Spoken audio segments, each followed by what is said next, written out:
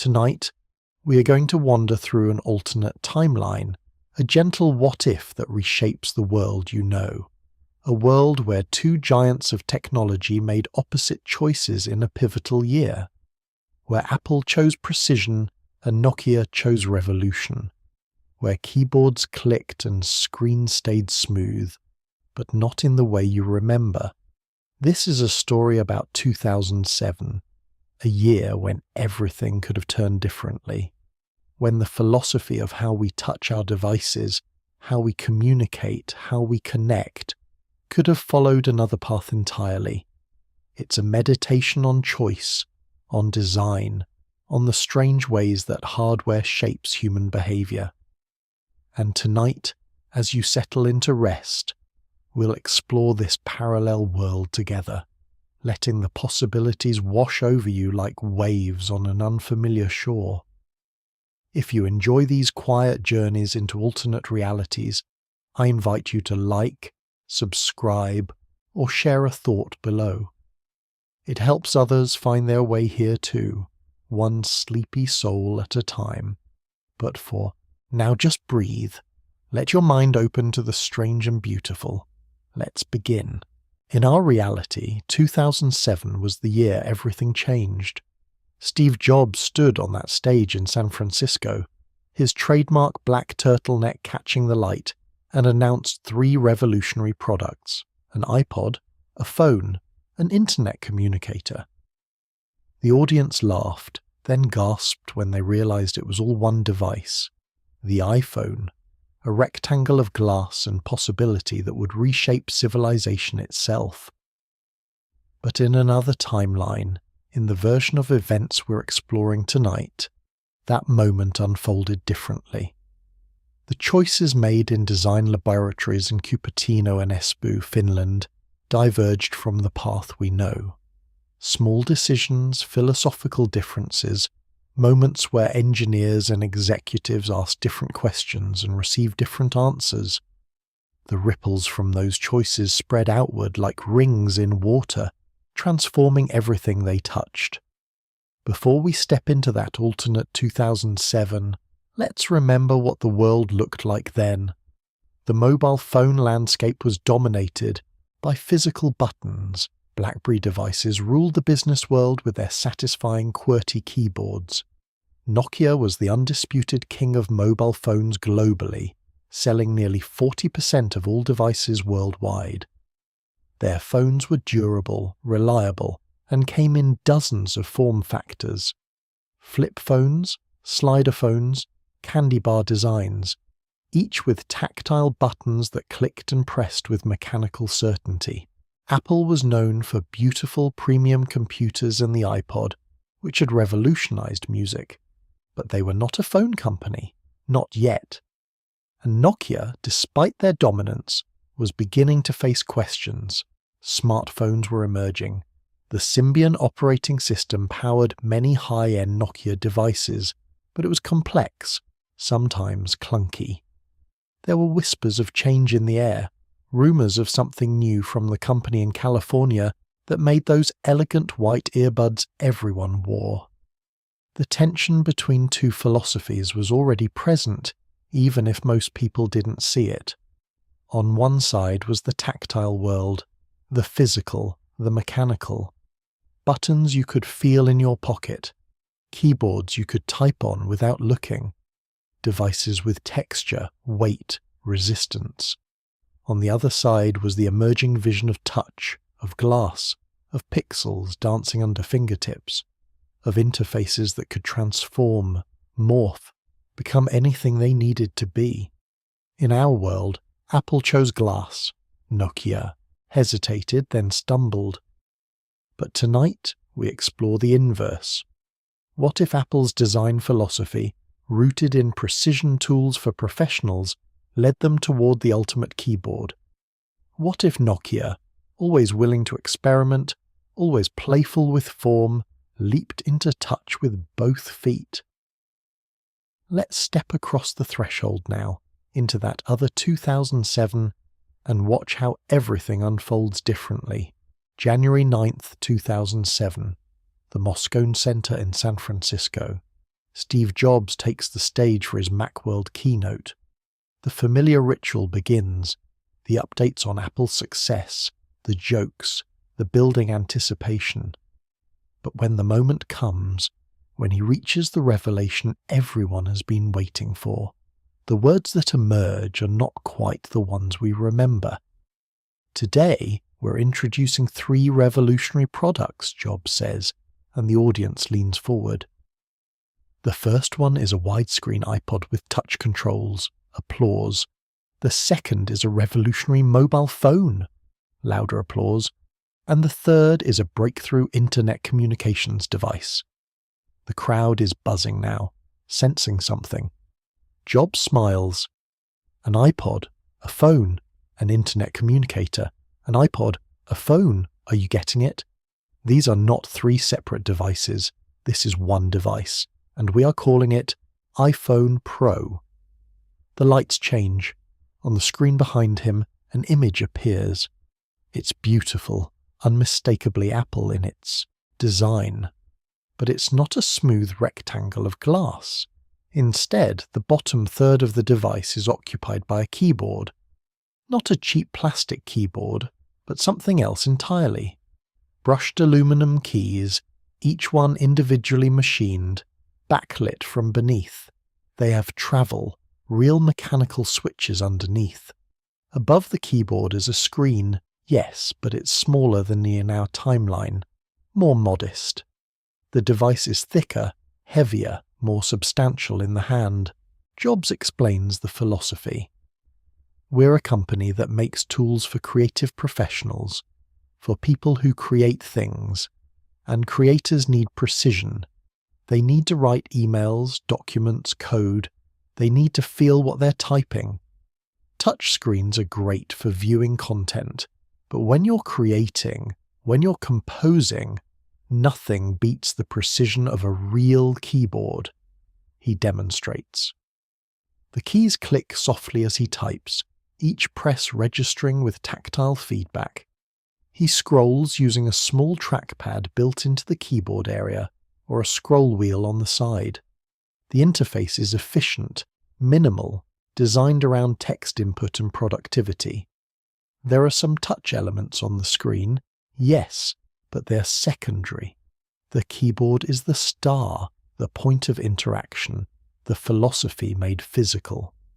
This is a computer, Jobs says, that fits in your pocket, a real computer, for real work. The audience applauds, but there's a different energy than in our timeline. This is impressive, certainly, beautiful even. But it's not shocking. It's not revolutionary in the way glass was revolutionary. It's an evolution, a refinement, a very Apple-like refinement of the smartphone concept that already existed with BlackBerry. 3 months later, April 2007, Nokia World in Helsinki. The Finnish company is celebrating its dominance, but there's an undercurrent of urgency. They've seen Apple's iPhone Pro. They know BlackBerry is eating into the business market. They need something bold, and they have it. The announcement doesn't come from a charismatic CEO in a black turtleneck. Nokia's corporate culture is different, more collective, more humble, but the device they reveal is anything but humble. The Nokia N-Series Touch, a radical departure from everything they've made before. It's a pure touchscreen device, no physical keyboard at all. The screen covers almost the entire front face, interrupted only by a single circular home button at the bottom, styled like the company's logo. But this isn't trying to be minimalist or austere. Where Apple's keyboard device speaks to professional restraint, Nokia's touch device is playful, colourful, alive. The Symbian interface has been completely reimagined. Instead of nested menus and lists, the home screen is a flowing grid of widgets, applications, and live information. You can customize everything, rearrange components, change colors and themes. It's chaos in a way, but intentional chaos, creative chaos. Nokia's philosophy is different from Apple's.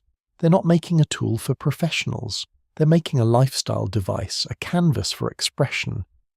The marketing materials show young people, artists, musicians. The device comes in multiple colours, not just black and white. The UI animations are bouncy, playful, sometimes silly. There are sound effects for everything. It's the opposite of restrained. The tech press is divided. Some call it genius, a bold reimagining of what a phone could be. Others say it's too much, too chaotic, that Nokia doesn't understand software the way Apple does. But young people, especially in Europe and Asia, are fascinated. This looks fun. This looks like the future, or at least a future. And so the stage is set. Two opposite visions. Apple with their precise professional keyboard device. Nokia with their chaotic creative touch device. In the months that follow, both launch to their respective markets. The iPhone Pro sells well to business users, creatives, people who want the Apple ecosystem in their pocket. The N Series Touch becomes a hit in youth markets, fashion-forward cities, places where Nokia's brand already carried cultural weight.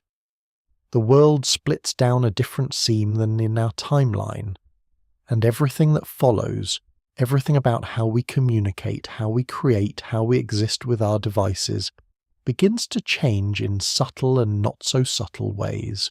The iPhone Pro in this alternate timeline represents a fundamentally different approach to mobile computing.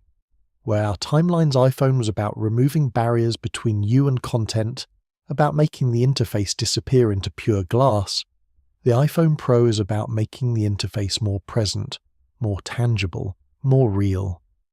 Let's explore what it feels like to hold this device. The weight is the first thing you notice. At 180 grams, it's significantly heavier than competing devices. But the weight feels intentional, distributed. The back is aluminum, milled from a single piece of metal, cool to the touch.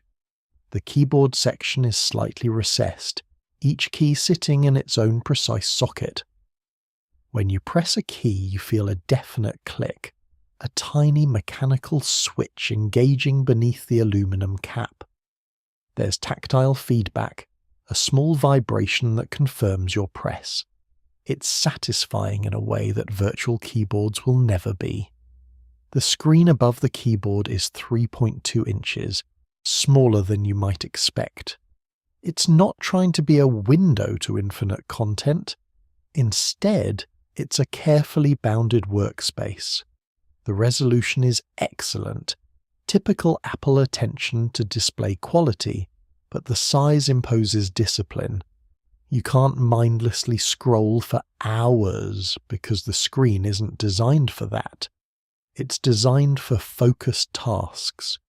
Reading an email, composing a response, checking a document, viewing a photo. The operating system, which Apple calls iPhone OS in this timeline just as they did in ours, is built around keyboard navigation. Yes, the screen is touch sensitive, but many operations are faster with keyboard shortcuts. Want to reply to an email? Press Command R. Want to search? Command F. The paradigm is borrowed directly from macOS, treating the device as a tiny computer rather than a post-PC device. There's even a file system visible and accessible because professionals need to organize their work. The keyboard itself becomes the defining feature, the thing reviewers obsess over. Technology journalists write lengthy pieces about the feel of the keys, the travel distance, 1.2 millimeters, the actuation force, 60 grams, comparisons to the legendary keyboards of ThinkPad laptops, debates about whether the slightly convex keycaps are better than flat ones. Some people love it immediately, the precision, the certainty, the way you can type without looking once you've learned. The layout. Others find it cumbersome, wishing they could reclaim that space for more screen. Apple releases different models with different keyboard layouts. There's a QWERTY version for English speakers, of course. but also AZERTY for French markets, QWERTZ for German, a Dvorak version for enthusiasts, even a version with a customizable keycap system, where you can pop off keys and rearrange them. This diversity in hardware is unusual for Apple, but the keyboard makes it necessary. Physical keyboards can't change layout with a software update. The App Store, when it launches in 2008 in this timeline, has different priorities than in our world. Instead of games and social media dominating, the early hit applications are productivity tools, text editors with advanced formatting, spreadsheet applications that take advantage of the keyboard shortcuts, SSH clients for system administrators, coding environments where developers can actually write code on their phones during commutes. The iPhone Pro becomes the device of choice for a specific kind of user, the person who is always working, always creating, always typing. This creates a different relationship with the device. In our timeline, the iPhone became intimate, personal, a thing you touched with your bare fingers, skin on glass. The iPhone Pro maintains more distance. It's a tool, elegant and well-crafted, but a tool nonetheless. You don't caress it, you use it. The interaction is more like playing a musical instrument than having a conversation. Deliberate, practiced, skilled. The keyboard also changes photography. Because the screen is smaller, photos are composed differently. You're not trying to capture everything, to document every moment. Instead, the iPhone Pro's camera becomes more selective. The keyboard includes dedicated shutter buttons, making the device feel more like a traditional camera. People frame shots more carefully, take fewer photos but better ones. The culture of constant visual documentation that defined our timeline emerges more slowly here, if at all. Social dynamics shift in interesting ways. Because typing on the iPhone Pro is actually pleasant, people write longer messages. Emails are thoughtful, complete sentences. Text messages are more like letters.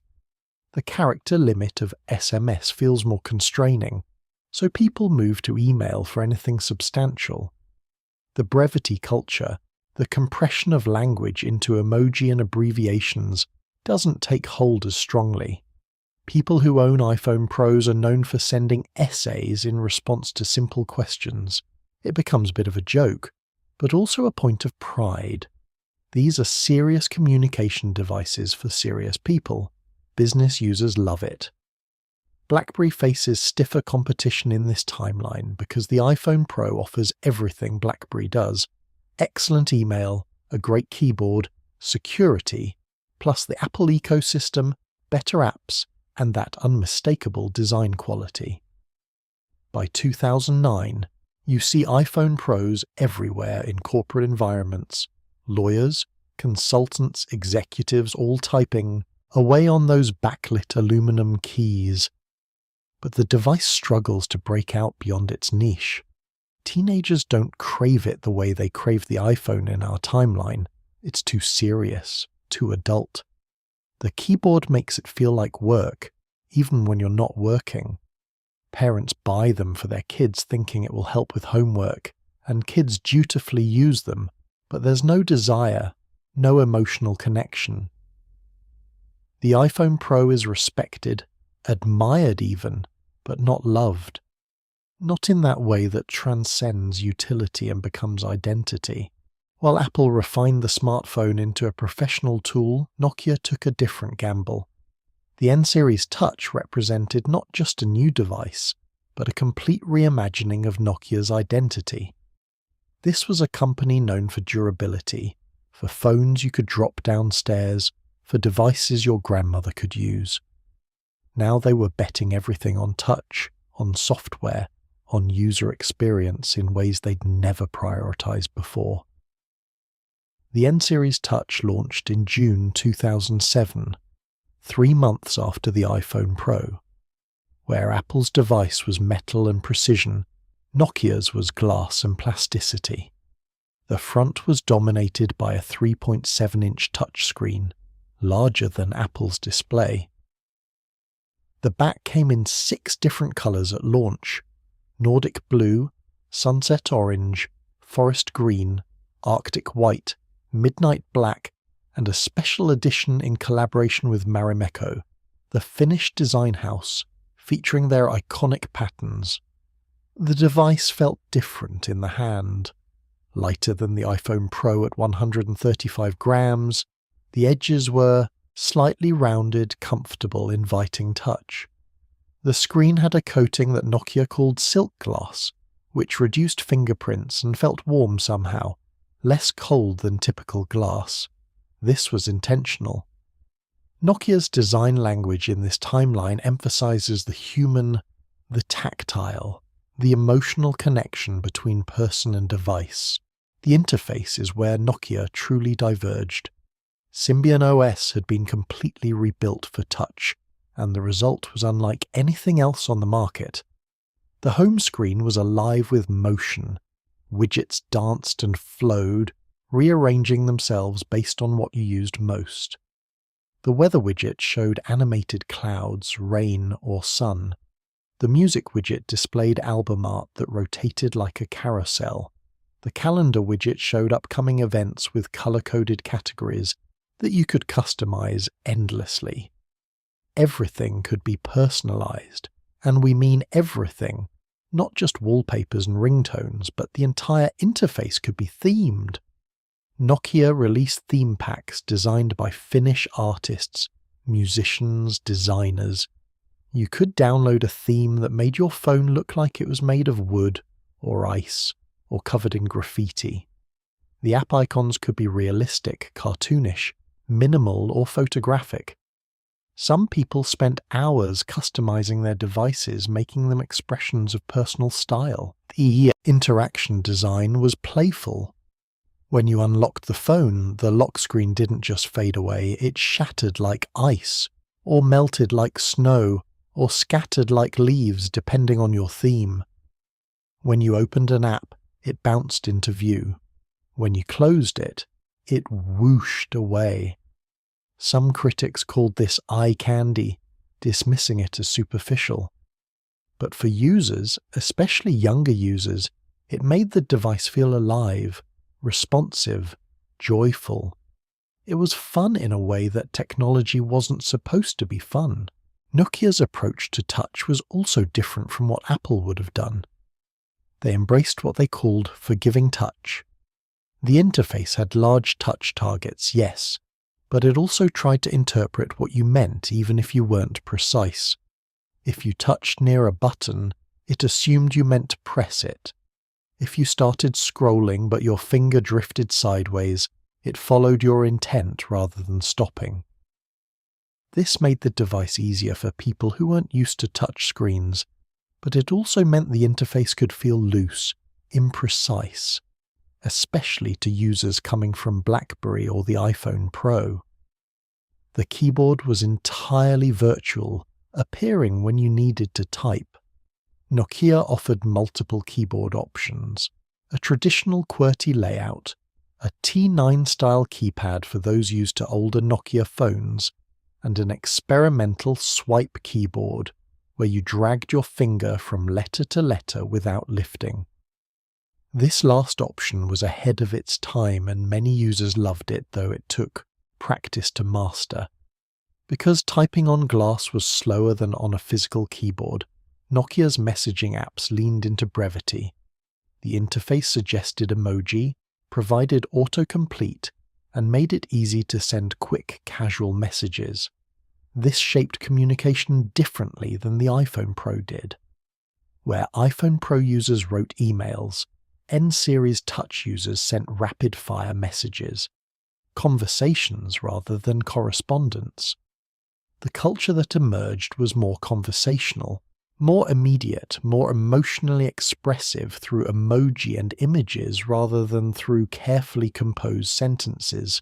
Nokia also took risks with features that seemed frivolous but captured imaginations. The N-Series Touch had a music player that could analyze songs and display visualizations synchronized to the beat. It had a camera that could apply filters in real time, not just after you took a photo. There was a GPS-based scavenger hunt game pre-installed that encouraged people to explore their cities. These weren't productivity features, they were life features, designed to make the device a companion rather than a tool. The marketing reflected this philosophy. Nokia's ads didn't show business people in suits. They showed friends laughing, couples dancing, artists creating. One famous campaign featured a photographer wandering through Helsinki at dawn, capturing the city waking up, all on the N-Series Touch. Another showed a musician composing a song using the phone's touch interface, looping beats and melodies. The tagline was simple: touch life. Critics had legitimate concerns. The Symbian OS, even rebuilt, was buggy. Apps crashed more than they should. The touch interface sometimes lagged, especially when many widgets were active. Battery life was inconsistent. Nokia was learning software in public, making mistakes, iterating quickly. But users, particularly in Europe where Nokia's brand loyalty was strong, forgave these rough edges because the device felt different, exciting, human, in a way that other smartphones didn't. By late 2007, a curious market segmentation had emerged. The iPhone Pro was the serious device for serious people. The N-Series Touch was the fun device for creative people. Neither was clearly winning. They appealed to different values, different aesthetics, different ways of being in the world, and this split would have profound implications for how technology evolved over the next decade. In our timeline, Apple's touch interface became the standard, the thing everyone copied. But in this alternate world, two standards coexist: the keyboard paradigm and the touch paradigm. And perhaps most interestingly, they remain separate. Apple doesn't add more touch features because that would dilute their keyboard-first philosophy. Nokia doesn't add a physical keyboard because that would compromise their vision of fluid, changeable interfaces. The two companies, and the two philosophies they represent, remain distinct. The divergence in hardware philosophy created two distinct software ecosystems, each evolving according to different principles and priorities. Understanding this split helps us see how profoundly our relationship with technology might have changed if the tactile and the touchscreen had developed on separate tracks. Apple's App Store, launched in July 2008, emphasized quality over quantity from the start. Because the iPhone Pro's keyboard enabled more complex interactions, developers built more sophisticated applications. The initial wave of apps included text editors that rivaled desktop software, with features like Markdown support, version control, and cloud sync. Coding environments where you could write Python or JavaScript on your commute. Spreadsheet apps with full formula support and pivot tables. Games existed certainly, but they were different from our timeline's mobile games. Without a large touch screen for swiping and tapping, games on the iPhone Pro leaned toward strategy, puzzles, and text-based adventures. A revival of interactive fiction occurred, with new works from both established authors and newcomers who discovered that the keyboard made reading and making choices in branching narratives particularly satisfying. Chess, Go, and other turn-based games flourished. Real-time action games were possible but awkward, better suited to devices with full touch. The approval process for the iPhone App Store was even stricter in this timeline. Apple wanted to maintain the professional, tool-like nature of the platform. Apps had to demonstrate clear utility or exceptional quality. This meant fewer apps overall, but a higher average quality. Developers complained about the restrictions, but users appreciated knowing that anything in the App Store had been vetted, tested, optimized.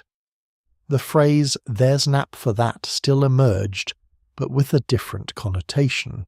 Not infinite choice, but reliable solutions. Productivity apps dominated the top charts. To-do list managers, note-taking apps, email clients with advanced features, RSS readers, password managers. The iPhone Pro became the ultimate getting things done device, and a whole culture grew around productivity systems optimized for the keyboard. People shared keyboard shortcut lists, custom scripts, workflows that chained apps together to accomplish complex tasks with a few key presses. Creative professionals adopted the iPhone Pro for fieldwork. Journalists used it for interviews, typing notes in real time with a speed that virtual keyboards couldn't match. Screenwriters used specialized apps to draft scenes during downtime. Programmers committed code from their phones. The boundary between mobile device and computer blurred, not through touch and apps as in our timeline, but through the keyboard enabling real computing on a small screen. Meanwhile, Nokia's Ovi store, launched in mid-2009, took an entirely different approach. Where Apple curated carefully, Nokia celebrated abundance. The submission process was lighter, the restrictions fewer. This meant more apps, more experimentation, more chaos. Quality varied wildly, but gems could be found if you looked. The N-Series Touch's large touchscreen and playful interface attracted a different kind of developer. Artists created apps that turned the phone into a canvas. Finger painting apps with realistic brush physics, music creation tools where you tapped and dragged to compose melodies, animation apps where you could create short films frame by frame with your fingers. These weren't productivity tools. They were toys in the best sense, digital spaces for exploration and expression.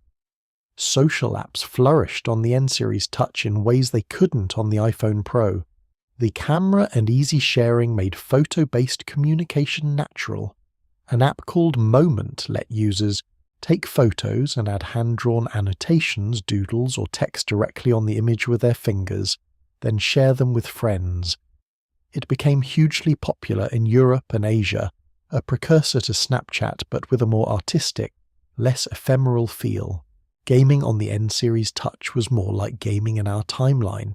Touch-based, casual, designed for short sessions. Angry Birds, released in 2009, became a phenomenon on Nokia devices, perfectly suited to the touchscreen. Fruit Ninja followed. These simple, satisfying games that rewarded reflexes and pattern recognition, rather than deep strategy. They were accessible, addictive, and they made the N-Series Touch the gaming phone, the device teenagers wanted. Music and media apps also thrived on Nokia's platform. The larger screen made video watching more enjoyable than on the iPhone Pro's smaller display. Spotify, which launched in 2008, quickly partnered with Nokia to make the N-Series Touch the premier mobile music device.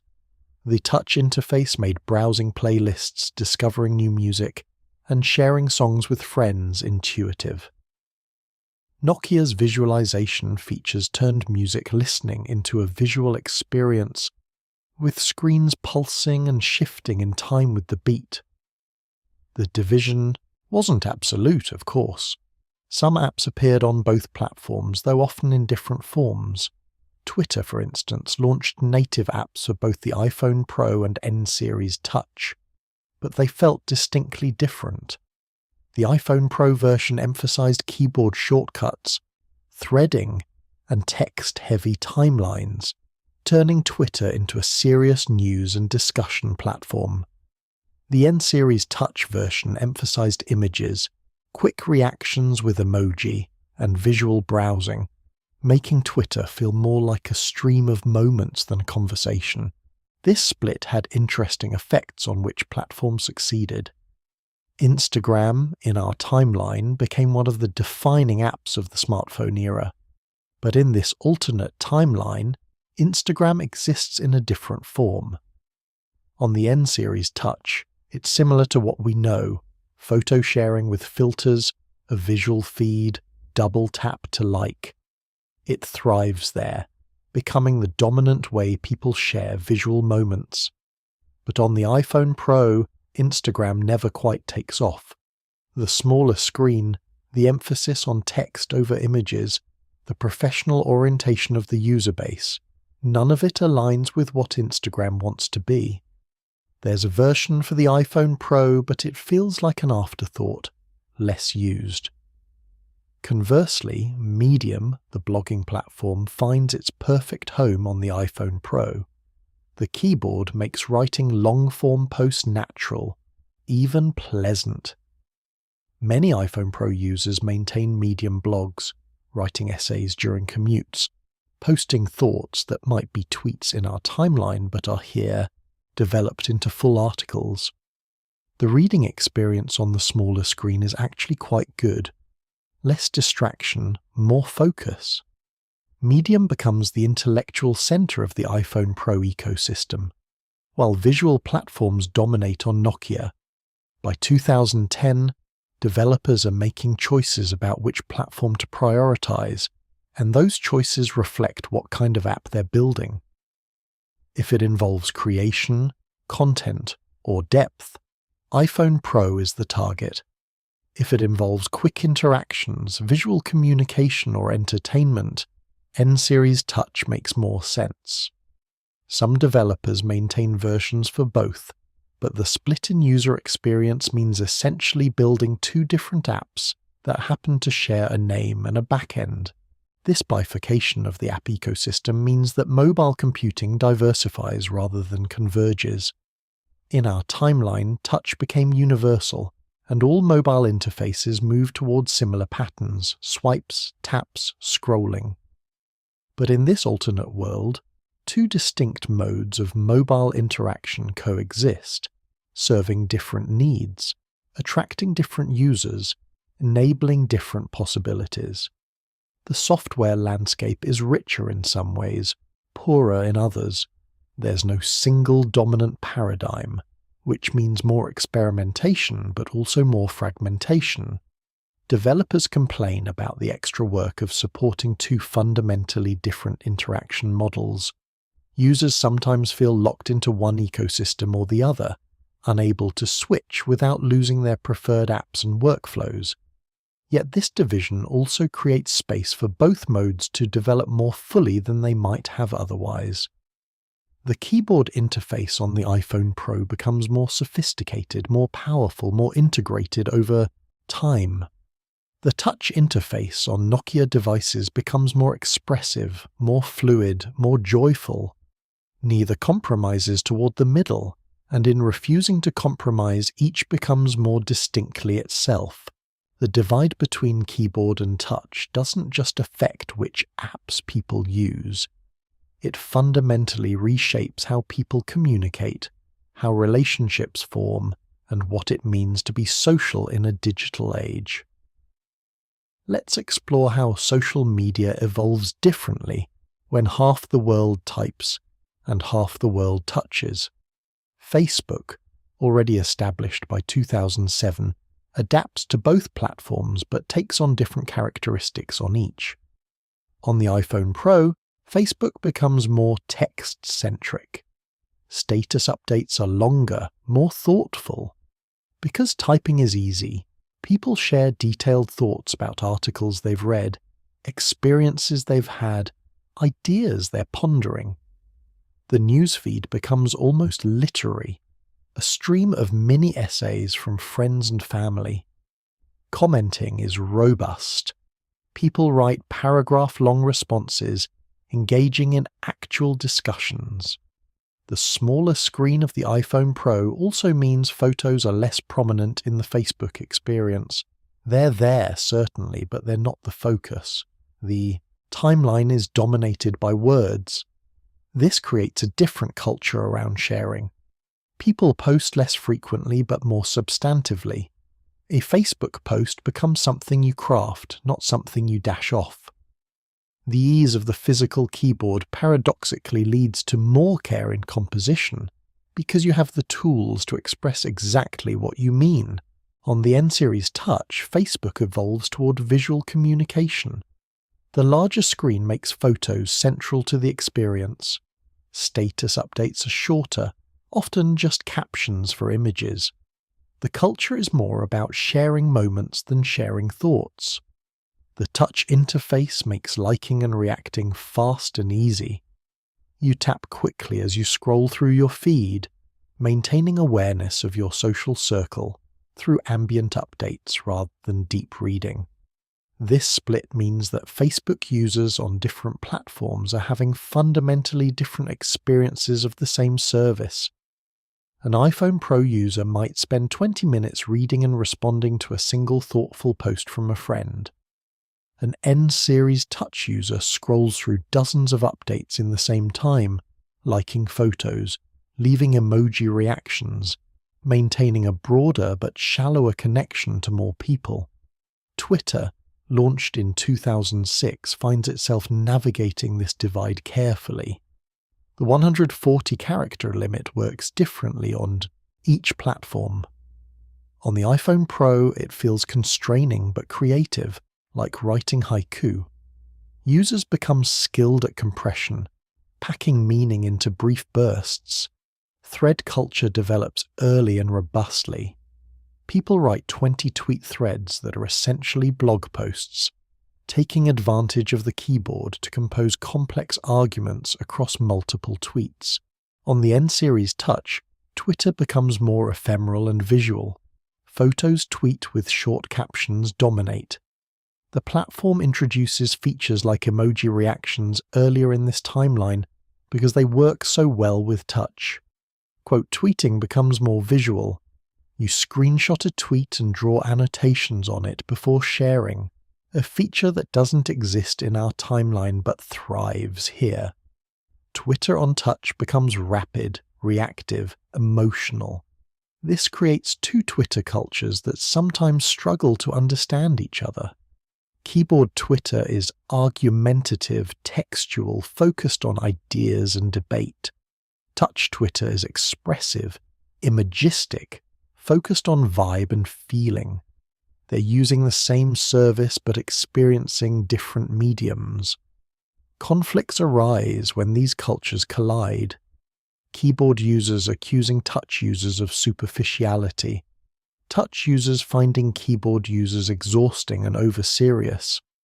A new platform emerges in 2009 that doesn't exist in our timeline, Ripple. It's built specifically for the N-series Touch and similar devices, designed around the idea that communication is more than words. Ripple messages are multimedia by default.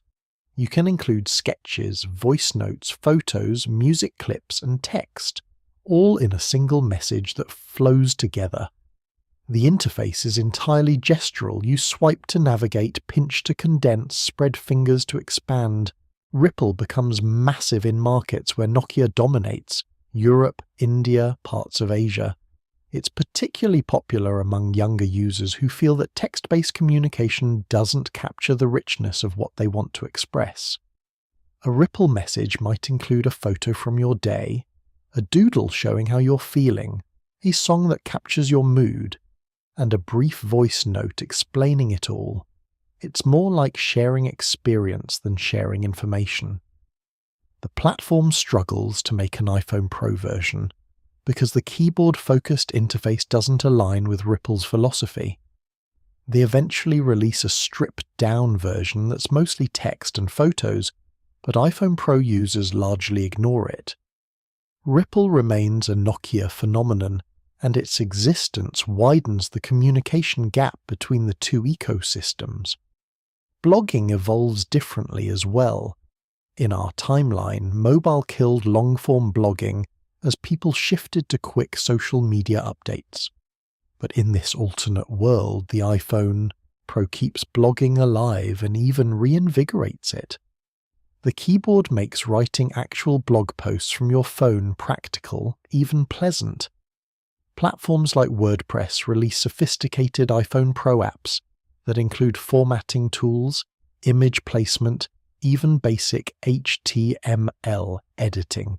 A subculture emerges of mobile bloggers who write everything on their phones, often during commutes or in cafes, using the physical keyboard as their primary writing interface. They argue that the keyboard's constraints, typing on a smaller device, the simplified tools, actually improve their writing by forcing clarity and reducing over-editing.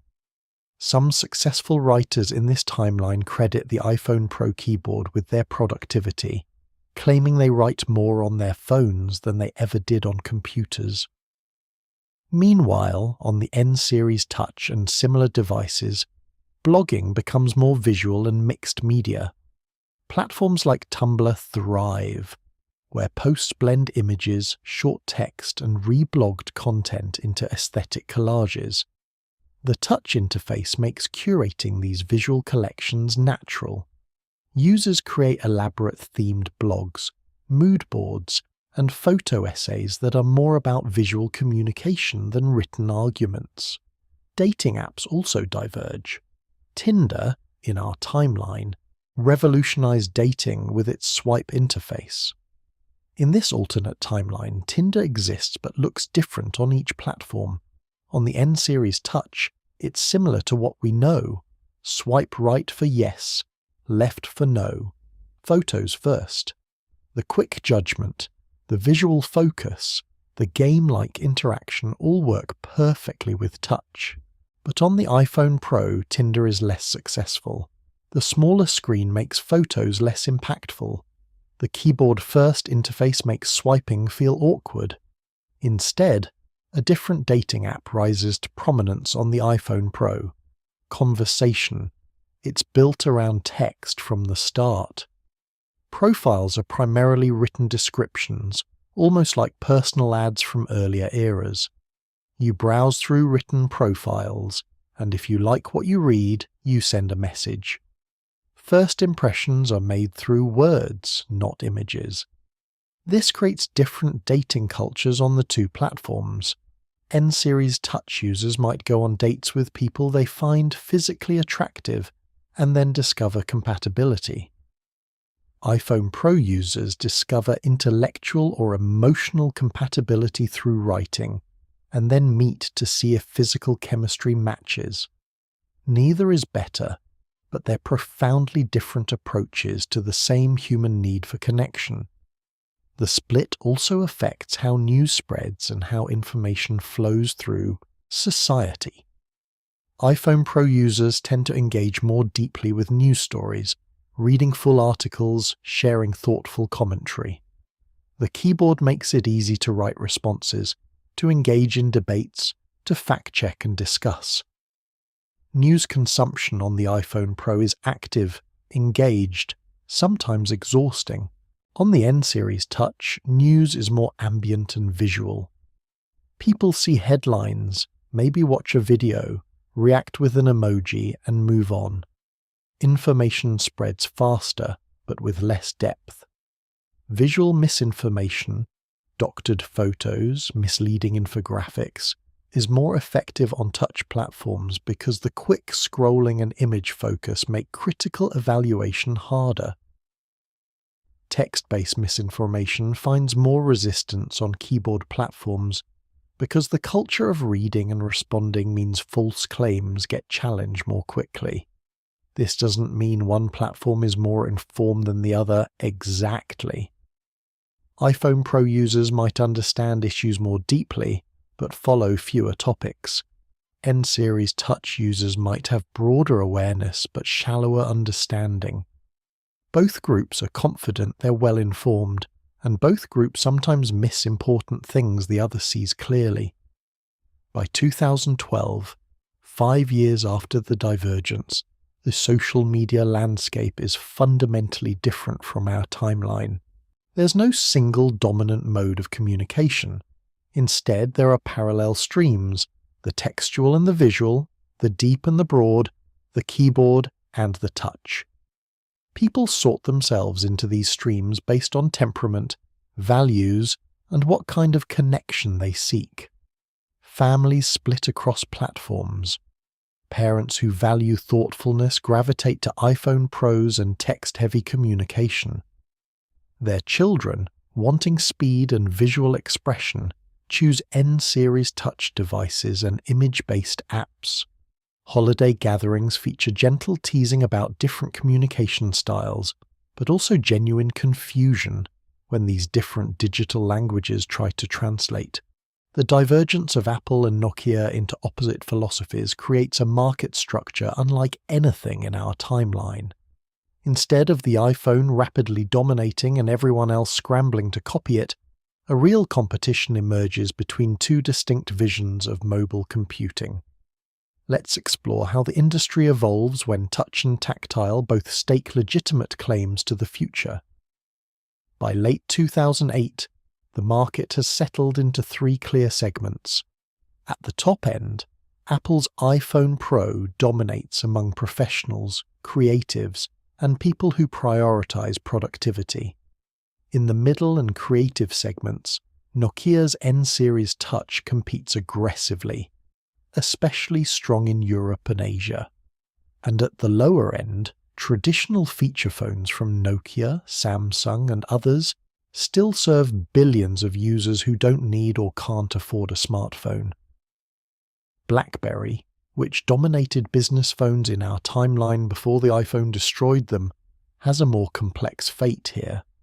The iPhone Pro is a direct competitor, offering similar keyboard functionality with better apps and design. But BlackBerry responds differently than in our timeline.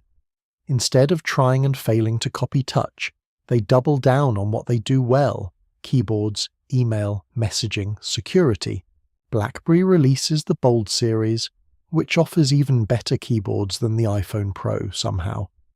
The keys have more travel, better tactile feedback, and BlackBerry's message handling remains superior. For pure email warriors, hardcore business users, people who send hundreds of messages daily, BlackBerry is still the choice. They don't grow the way they hoped, but they don't collapse either. They find their niche and hold it, serving enterprise customers who value security and keyboard performance above all else. This stability allows BlackBerry to innovate in other directions. They create BlackBerry Messenger into something more powerful, adding features like document sharing, conference calling, and encrypted group chats that make it indispensable for business teams. BBM becomes the enterprise communication platform, competing with early Slack-like services but with better mobile integration. Samsung, meanwhile, hedges its bets in this timeline. They release devices in both categories: Galaxy Pro models with slide-out or fixed keyboards competing with the iPhone Pro, and Galaxy Touch models competing with Nokia. This shotgun approach works reasonably well. Samsung doesn't dominate any one segment, but they capture market share across both, becoming the number 3 player behind Apple and Nokia. Google's role is particularly interesting. In our timeline, they created Android partly in response to the iPhone's touch interface. In this alternate world, Android has to serve two masters. The operating system supports both keyboard-first and touch-first devices, which makes it incredibly flexible, but also somewhat unfocused.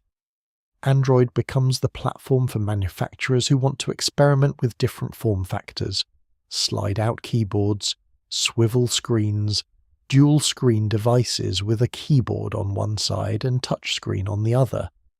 This experimentation produces some genuinely innovative devices. HTC releases the Fusion, which has a keyboard that slides out from behind the screen, offering both modes in one device.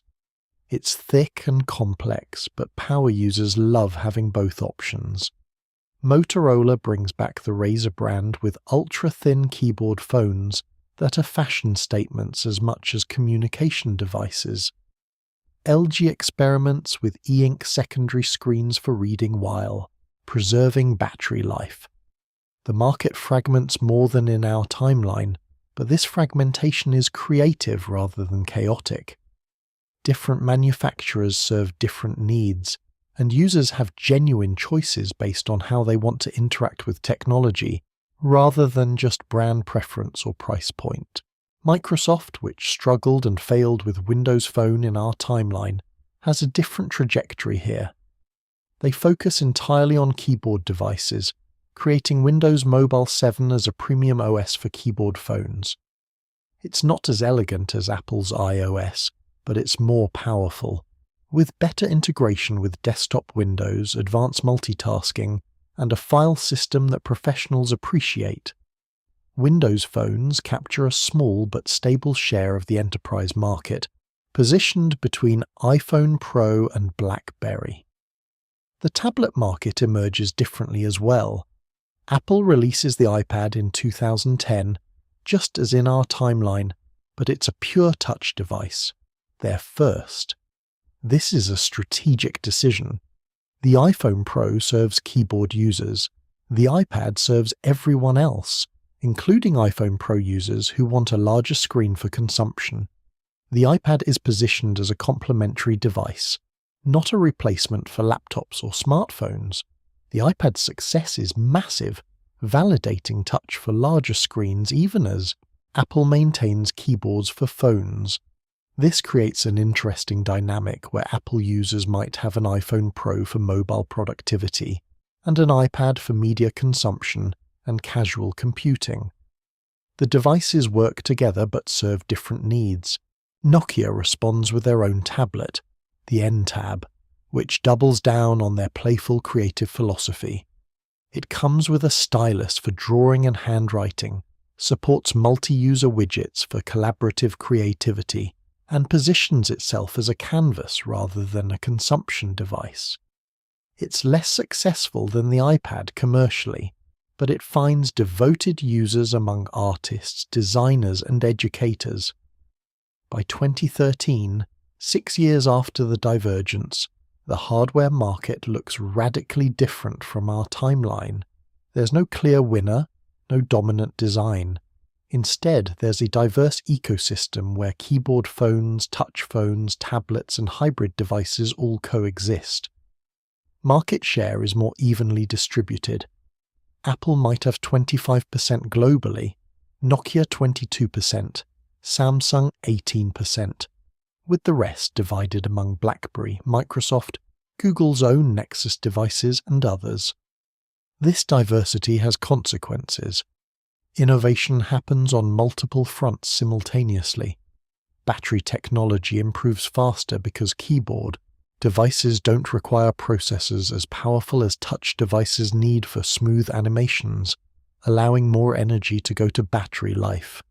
E-ink and other low-power screen technologies develop more quickly for secondary displays on keyboard devices. Camera technology evolves differently too. Because keyboard devices can have dedicated camera buttons and controls, photography features become more advanced on those platforms. Manual focus, exposure control, raw image capture, features that appear on smartphones in our timeline only after several years arrive earlier on keyboard devices, where physical controls make them practical. Touch devices, meanwhile, push advances in haptic feedback, touch sensitivity, and gesture recognition. Nokia develops incredibly precise touchscreens that can detect not just where you touch, but how hard, enabling pressure-sensitive drawing and writing. The N-Series line pioneers gesture controls. You can wave your hand over the phone to answer calls or change music without touching it. The competition drives both sides to improve in ways they might not have if one design had won completely. Apple makes their keyboards thinner, quieter, more customizable. Nokia makes their touch interfaces faster, more responsive, more forgiving.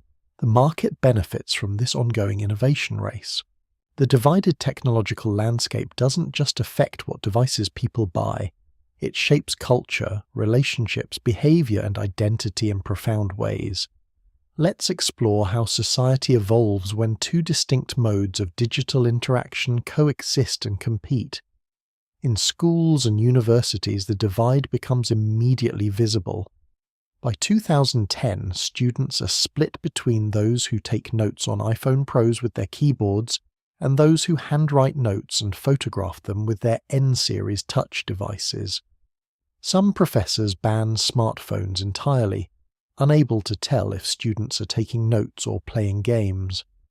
Others embrace the tools but notice different study patterns emerging. Keyboard students tend to transcribe lectures more completely, sometimes verbatim.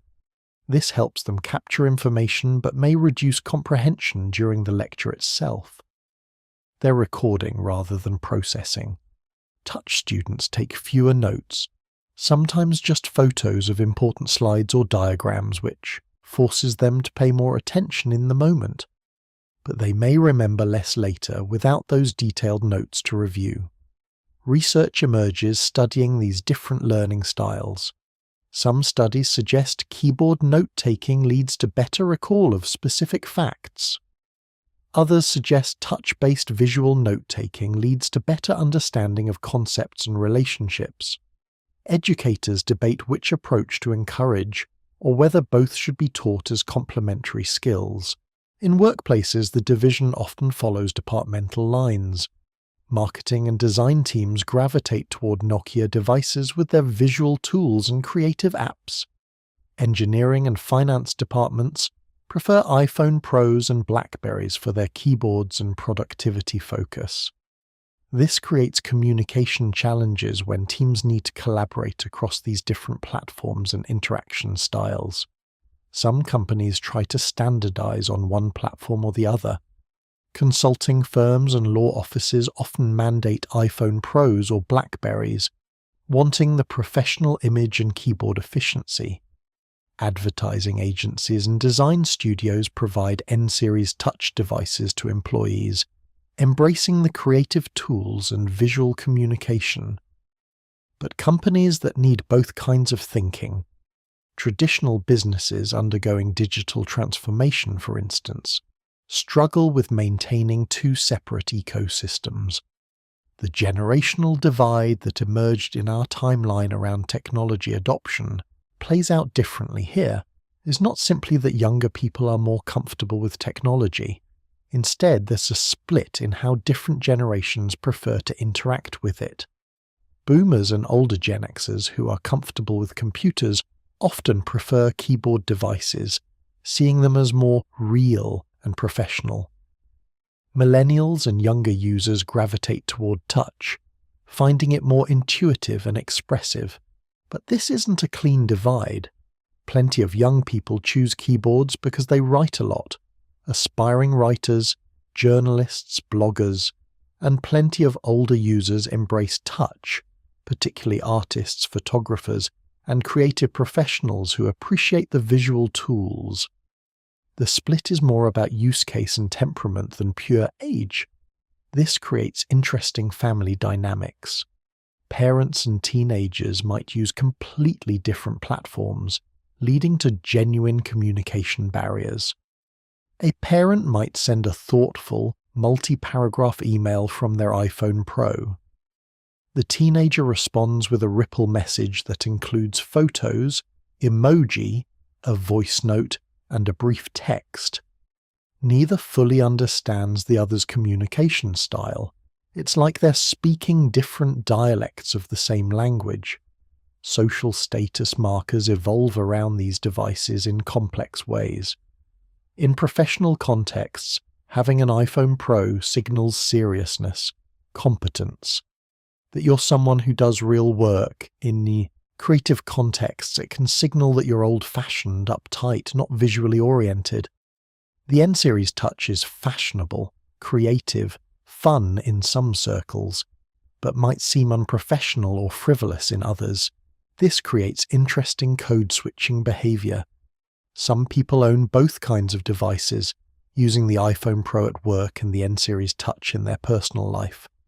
Others use one device but adjust how they use it based on context, typing formal emails on the N-series touch's virtual keyboard when they need to, even though it's slower, to maintain appropriate professional tone. The impact on language and communication is significant. In our timeline, mobile devices led to a compression of language.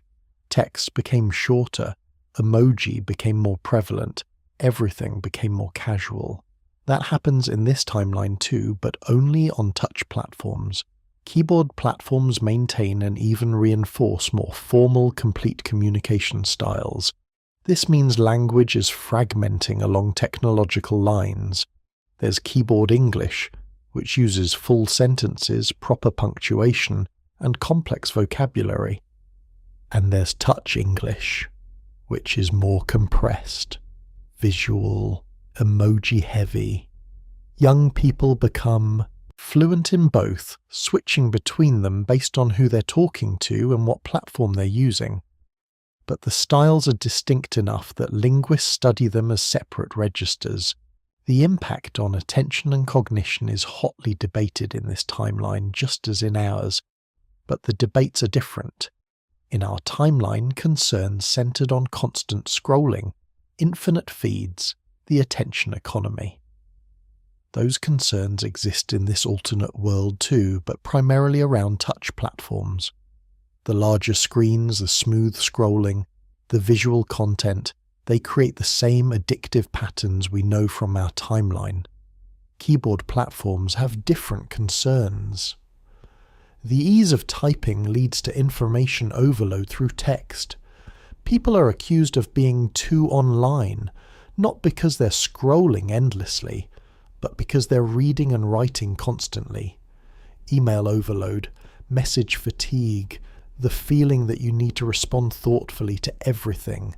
These are the keyboard platform problems. Mental health implications diverge as well. Touch platform users show patterns similar to our timeline: comparison anxiety from social media, FOMO, the dopamine hit of likes and shares. But they might also show more creative expression and lower levels of text-based argument stress. Keyboard users show less visual comparison anxiety, but higher rates of argument fatigue, and the stress of always feeling like they need to articulate complete thoughts. Neither platform is clearly healthier. They're just unhealthy in different ways. Some users find that switching between platforms helps, using touch for social connection and creativity, keyboard for work and deep thought, prevents either mode from becoming overwhelming. Others find this switching exhausting and prefer to commit fully to one approach. The impact on dating and relationships is particularly fascinating. Couples who meet through keyboard-first platforms like conversation tend to have different relationship dynamics than those who meet through touch-first platforms like Tinder. Keyboard couples often report feeling intellectually connected before they meet in person, sometimes creating awkwardness if physical chemistry doesn't match the mental connection they've built. Touch couples might have stronger initial physical attraction, but need to work harder to build verbal and emotional intimacy. Some relationships fail because partners never learn to communicate in the other's preferred mode. A keyboard-oriented person who needs their partner to write thoughtful messages feels neglected when they receive quick emoji responses. A touch-oriented person who sends photos and voice notes feels hurt when they get back formal paragraphs. Successful couples learn to be bilingual, adapting their communication style to what their partner needs in different moments.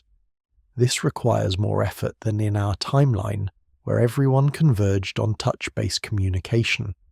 But it also potentially creates richer communication, as partners learn to express themselves in multiple modes. The divide influences politics and civic life as well. Political campaigns must craft different messages for keyboard and touch platforms.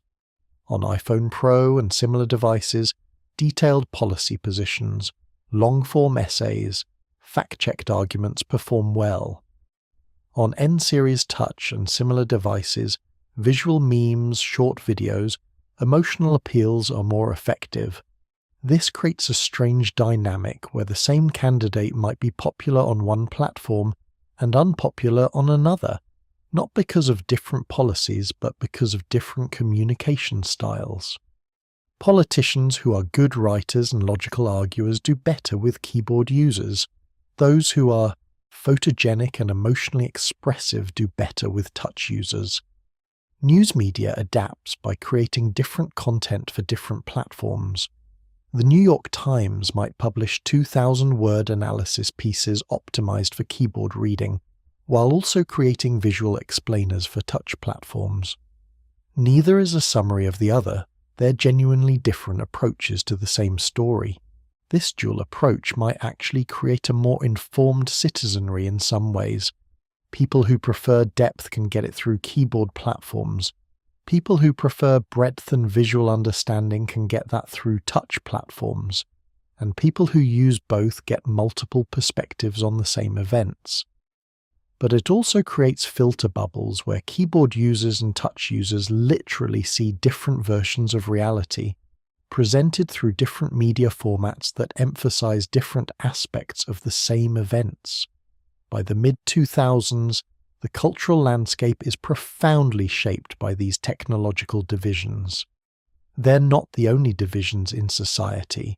Race, class, geography, all still matter tremendously. But the keyboard/touch divide cuts across other categories in interesting ways. It's possible for people from very different backgrounds to bond over shared platform preference, and for people from similar backgrounds to feel distant because they interact with technology differently. The persistence of two distinct interaction paradigms, tactile keyboards and smooth touchscreens, raises deeper questions about human nature, embodiment, and our relationship with technology. In this alternate timeline, these questions are explored more actively because the choice between modes remains alive rather than being settled in favor of touch. Philosophers and technology theorists develop frameworks for understanding the keyboard/touch divide. One influential perspective comes from embodied cognition researchers who argue that physical keyboards preserve a more tangible connection between thought and expression. When you press a key, you feel it. There's resistance, click, tactile confirmation. This sensory feedback creates a tighter loop between intention and action. Writing on a keyboard, from this perspective, is more embodied than writing on glass. Your muscles learn patterns, develop memory. Expert keyboard users can type without looking, their fingers dancing across keys with practiced precision. This creates a different relationship with writing than tapping on a flat surface. Some researchers argue this makes keyboard writing more fluid, more connected to thought processes, almost like speech. Touch advocates counter with their own embodied cognition argument. Yes, keyboards provide tactile feedback, but touch interfaces provide something else: directness. When you touch an image to enlarge it, or swipe to dismiss something, or pinch to zoom, you're manipulating digital objects almost as if they were physical. There's less abstraction than with keyboards and mice, where you press indirect controls to affect things on screen. From this perspective, touch interfaces are actually more embodied because they reduce the gap between intention and object. You don't press E to edit something, you touch the thing itself. Children understand touch interfaces intuitively, before they can read or type, because the metaphors are more physical, more direct. Touch reunites the hand with the eye in ways that keyboards separate them. These competing theories of embodiment create genuine debates in academic and design circles. Neither is clearly right. Both capture something true about how we experience these different modes of interaction. And because both modes persist rather than one winning, the debate continues productively rather than being settled by market dominance. Another philosophical thread explores attention and contemplation. Media theorists note that keyboard devices seem to encourage deeper focus. The smaller screens, the text orientation, the inability to scroll mindlessly through infinite visual content, all of this creates natural barriers to distraction. iPhone Pro users report reading more books on their devices, engaging in longer conversations, spending more time composing rather than consuming. This doesn't mean keyboard users are immune to distraction or addiction. They can fall into compulsive email checking, endless Twitter threads, the rabbit hole of Wikipedia linking. But the distractions are different, perhaps more cognitive than visceral.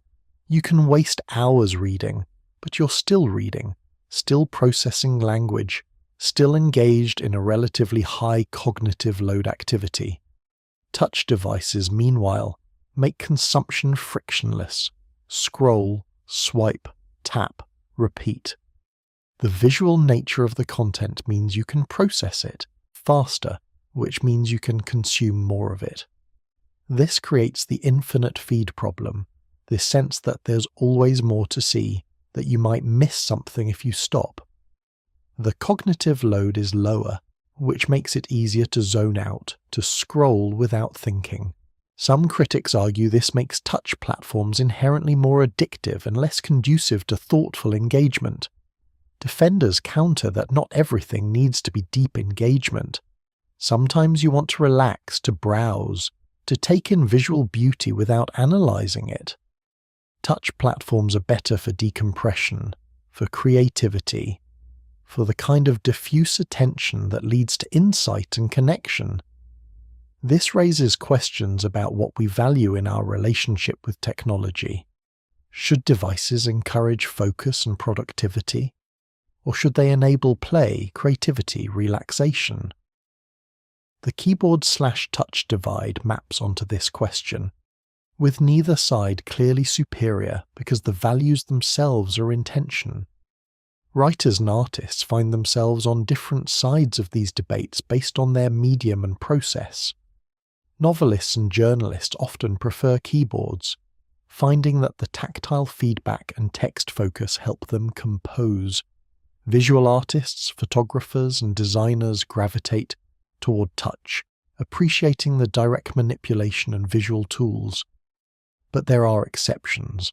Poets who love the constraints of touch interfaces, graphic designers who swear by keyboard shortcuts.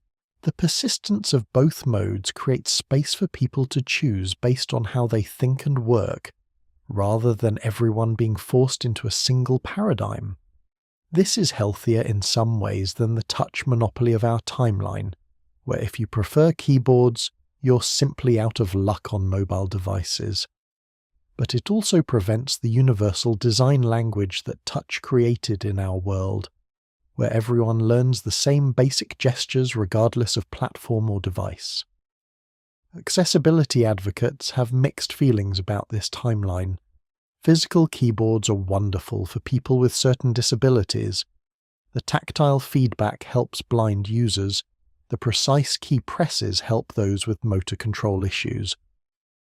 But virtual keyboards can be customized in ways physical ones can't, made larger or smaller, adjusted for different needs.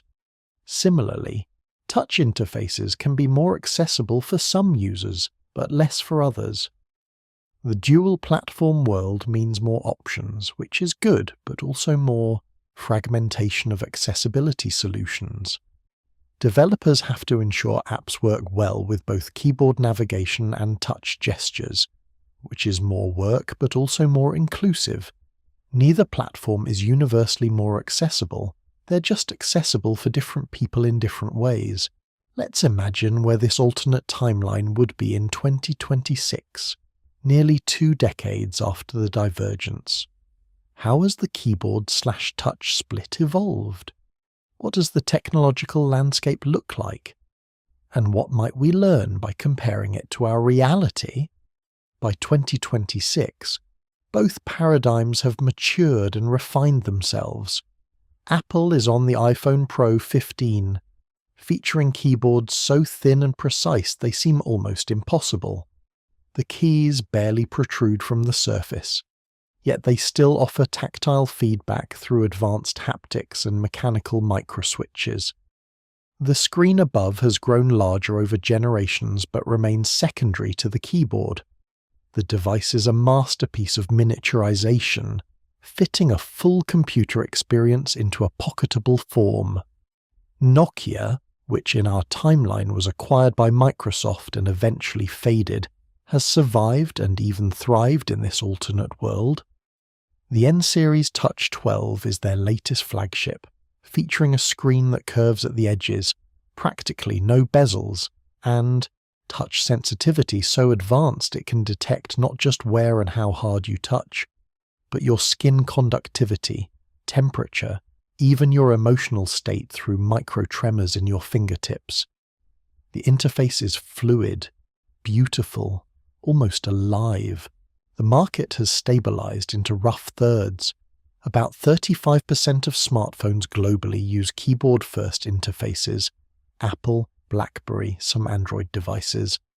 Another 35% use touch-first interfaces, Nokia, other Android manufacturers, some Chinese brands. The remaining 30% use hybrid devices that attempt to combine both approaches, with varying success. Interestingly, the divide has become less stark over time. Keyboard devices have incorporated more touch features. You can touch the screen to do things, it's just not the primary interaction mode. Touch devices have added more keyboard-like features, better virtual keyboards, voice input that's almost perfect, even holographic or projected keyboards for when you need to type a lot. But the core philosophies remain distinct.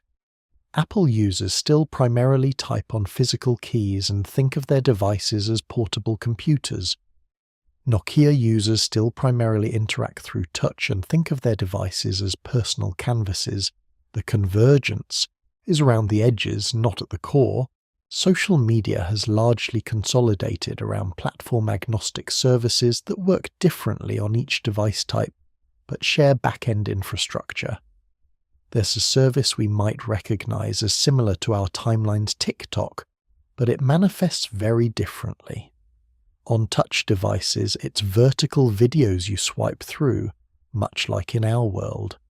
On keyboard devices, it's more like a podcast app with video elements, where you can listen while you do other things and occasionally glance at the screen. The scrolling addiction problem that plagues our timeline exists here too, but primarily on touch platforms. Keyboard platforms have their own issues, people who can't stop composing, who feel compelled to respond to everything, who get trapped in endless textual debates. Both can be unhealthy, just in different ways. Augmented reality has developed differently in this timeline. AR glasses, which are just emerging as consumer products by 2026, connect more naturally to keyboard devices. You can type on your phone's keyboard while seeing AR overlays in your glasses, working in a virtual workspace that extends beyond the small screen. With touch devices, AR works differently, more gestural, more spatial, less about text and windows. Artificial intelligence and voice assistants have evolved in interesting ways. In our timeline, touch interfaces and AI develop together, with voice becoming crucial because typing on glass is annoying. In this timeline, keyboard users often prefer typing to their AI assistants rather than talking to them, creating more text-based AI interaction. Touch users rely more heavily on voice and image-based queries. This has shaped AI development. Language models are perhaps more sophisticated in this timeline because so much human-AI interaction happens through text, creating richer training data for text understanding. But image understanding and generation might be less advanced because touch users rely more on voice than in our timeline, creating less pressure to perfect visual AI. The work-from-home revolution that happened in our timeline during the COVID pandemic occurred here too, but with an interesting split. Keyboard users found remote work easier because their devices already felt like portable offices. Touch users sometimes struggled more, finding they needed to get traditional computers for extended work sessions. This created a mini boom in laptop sales during lockdowns, as touch platform users supplemented their phones. Looking at this alternate 2026, we can see both gains and losses compared to our timeline. The gains: more choice, more diversity in how humans can interact with technology, prevention of the universal touch monopoly that forced everyone into one interaction mode. The losses: more fragmentation, less universal design language, the inefficiency of maintaining two separate ecosystems. But perhaps the biggest difference is more subtle. In our timeline, the victory of touch was so complete that we stopped questioning it. Touch became natural, the obvious way to interact with mobile devices, and alternatives were barely considered. In this alternate timeline, the question remains alive: which is better? For what? For whom? When? This ongoing questioning might make people more thoughtful about their technology choices. In our world, you buy a smartphone and it's touch screen. Period. In this alternate world, you have to decide, keyboard or touch. What does that say about you? What do you value? How do you work? How do you play? The choice reveals something about identity. As we drift toward the end of this journey through an alternate technological landscape, let's pause and reflect on what these imagined events tell us about the world we actually inhabit. In our reality, touch won completely. The iPhone's glass surface became the template for virtually all smartphones, and physical keyboards retreated to niche products and nostalgic memories. This convergence brought benefits: universal gestures, consistent interfaces, the democratization of technology use. Children and grandparents could use the same devices in the same ways. The learning curve flattened. The world moved in the same direction together. But in that convergence, we also lost something. We lost the precision of physical feedback, the satisfaction of pressing a real key, the different relationship with text that keyboards create. We lost the diversity of interaction modes, the ability to choose based on how you think rather than accepting a single paradigm. We lost the conversation about whether touch was truly better or just successful. This alternate timeline reminds us that history is contingent. The path we took toward universal touch, toward glass rectangles, toward swipes and taps, was not inevitable. It resulted from specific decisions by specific people at specific moments. If Steve Jobs had valued keyboards more, if Nokia had been bolder about touch earlier, if market forces had aligned differently, we might live in a different world. Not better, necessarily. Not worse, just different. The roads not taken haunt every technology, every design choice, every moment of innovation. They represent the possibilities that were foreclosed, the futures that were never built. And sometimes, in the quiet of night, it's worth wandering through these might-have-beens. Not because we can change the past, but because imagining alternatives helps us understand the present. The keyboard/touch divide in this alternate timeline is really a metaphor for deeper questions. Questions about whether we want technology that recedes or technology that engages, whether we prefer tools or companions, whether we value efficiency or expression. These tensions exist in our world too, even though touch has won on the surface. We still debate how much time to spend on devices, whether phones make us more or less connected, whether the digital realm enriches or impoverishes human experience.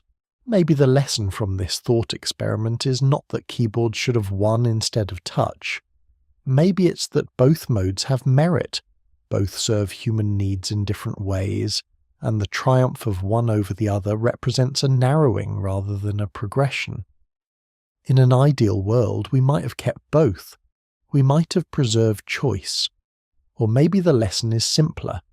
Every technology reflects values, and those values are choices, not destinies. The smoothness of glass, the click of keys, the swipe of a finger, the press of a button, these are not neutral features. They embody philosophies about how humans should relate to their devices, what matters in that relationship, what kind of people we want to be as we move through our digital lives. As you settle into sleep tonight, let these alternate possibilities wash over you. Imagine the weight of a keyboard phone in your pocket, the click of keys under your fingers. Imagine a world where typing is still a primary mobile activity, where words dominate over images, where communication is slower but perhaps deeper. Or imagine a more vibrant version of our touch-based world, one where Nokia's playful philosophy won out over Apple's minimalism, where phones are colourful, customizable, joyfully chaotic rather than sleekly uniform, where creativity is emphasized over productivity, expression over efficiency. Neither of these worlds is better than ours. They're just different, holding different values, enabling different possibilities, and in imagining them, we see our own world more clearly. We see what we've gained in convergence and what we've lost. We see that the technologies we carry are not inevitable but chosen, and in that recognition lies a kind of freedom. The power to imagine alternatives is the power to critique the present. The ability to envision how things might have been different reveals that our current state is one arrangement among many possible arrangements. Tomorrow's technologies are not predetermined. They will emerge from choices, by designers, by companies, by users, by all of us together. What will we choose? Will we choose depth or breadth, focus or flexibility, privacy or connection, physical or digital, keyboard or touch? These questions remain alive even though some battles seem settled. New technologies will pose them again in new forms, and the roads we choose to travel will shape the humans we become. So rest now and dream of alternate worlds. Dream of keyboards clicking softly in the night. Dream of glass surfaces responding to the touch of fingers. Dream of choices made differently, of paths taken and not taken, of all the possible ways we might have arrived at now. In the morning, you'll wake to the world as it is, the one where touch won, where glass dominates, where keyboards on phones are curiosities for enthusiasts. But you'll wake with expanded imagination, having visited a place where things went another way. And perhaps that visit will make you a bit more thoughtful about the devices you use, the interfaces you touch, the ways you choose to connect. Thank you for wandering with me through this alternate technology history.